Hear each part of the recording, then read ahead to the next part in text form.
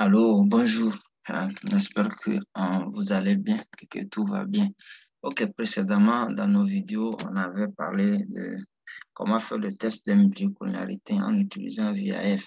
Ok, et on s'était dit qu'il y aura une vidéo qui va parler également du test de multicollinéarité, mais en utilisant Pearson Correlation Test. Donc, c'est ce que nous voulons faire tout à l'heure.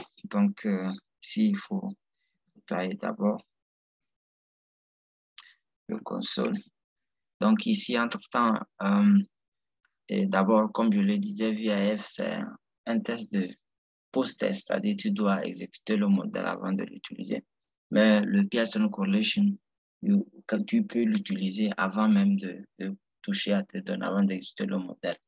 Donc, bon, c'est pourquoi il est plus utilisé, parce que tu peux voir le problème entre et essayer de checker ou bien vérifier le problème entre des variables indépendantes avant même de pouvoir euh, exécuter le modèle. OK? That is. Donc, entre-temps, ici, nous allons utiliser le Pearson Correlation, euh, Pearson Correlation Test. OK, je vais écrire ça.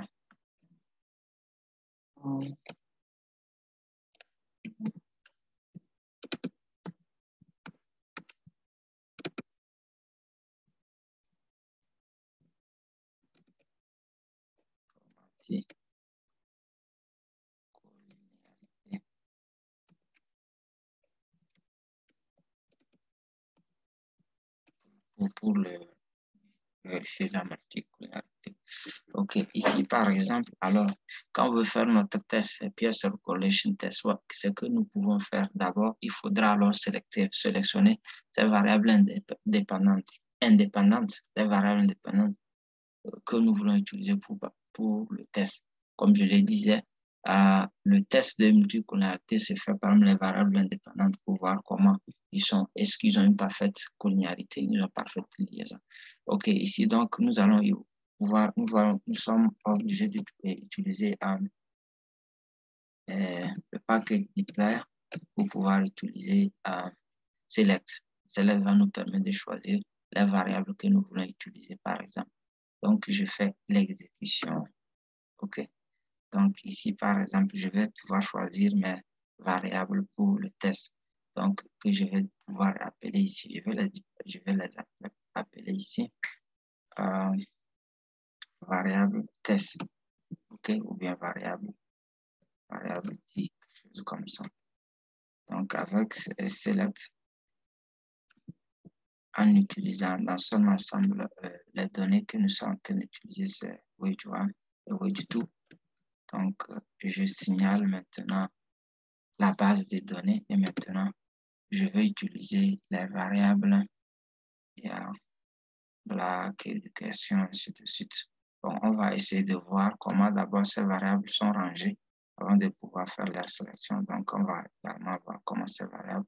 Nous avons par exemple ici black, okay, qui commence ici, qui est vers la fin. On avait éducation, on a expérience, on a âge. OK. Donc, je vais sélectionner les variables de éducation jusqu'à black. Donc, c'est ce que, non, black, c'est variable, par exemple, dépendante que nous avons utilisé dans notre modèle. On n'a pas besoin de ça. Donc, éducation jusqu'à âge, c'est ce qui m'intéresse ici. Donc, je vais pouvoir faire la sélection de ces variables-là. Donc, je vais dire éducation, 2.âge. C'est l'intervalle là que je voudrais prendre. OK. Donc, je peux exécuter maintenant mon modèle. Et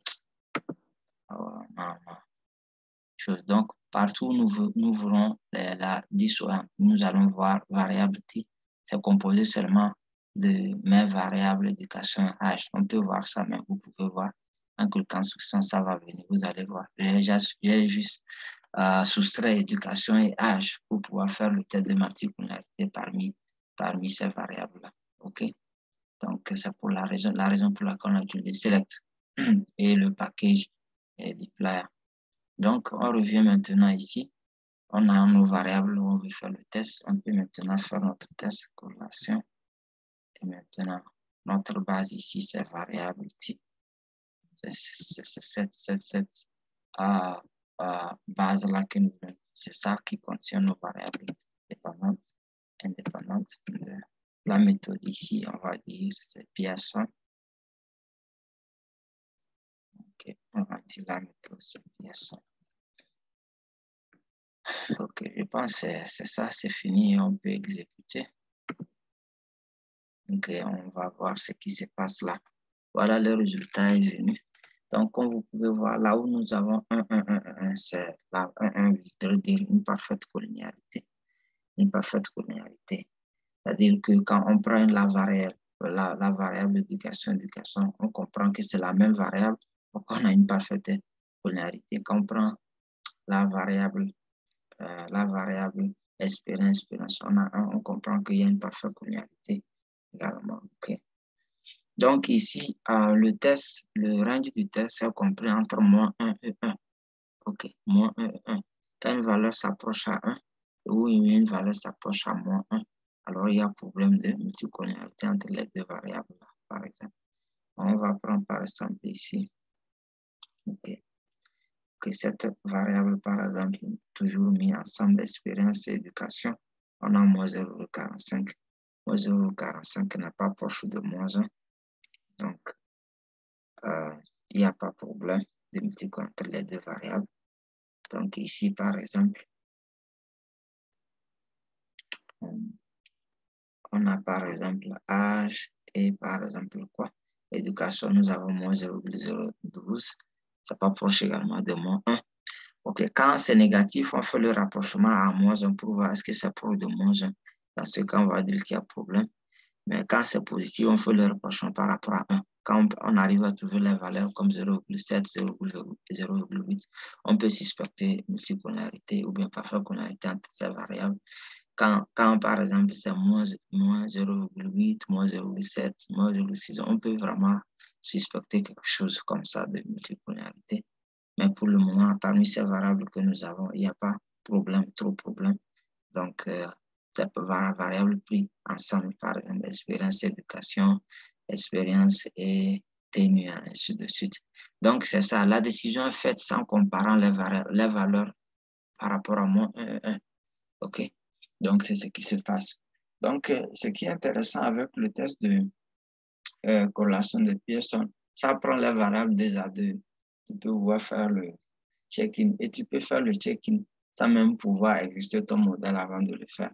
Donc, tu serais juste les variables indépendantes que tu veux utiliser pour pouvoir faire le test et tu le fais. OK, on espère que cette vidéo va vous aider. Ça vous aidera dans vos prochaines études. Merci beaucoup. Si vous n'êtes pas encore abonné, abonnez-vous à notre chaîne pour pouvoir avoir les modifications, pour pouvoir avoir les notifications pour les prochaines vidéos, pour vos tests et vos études. Merci beaucoup.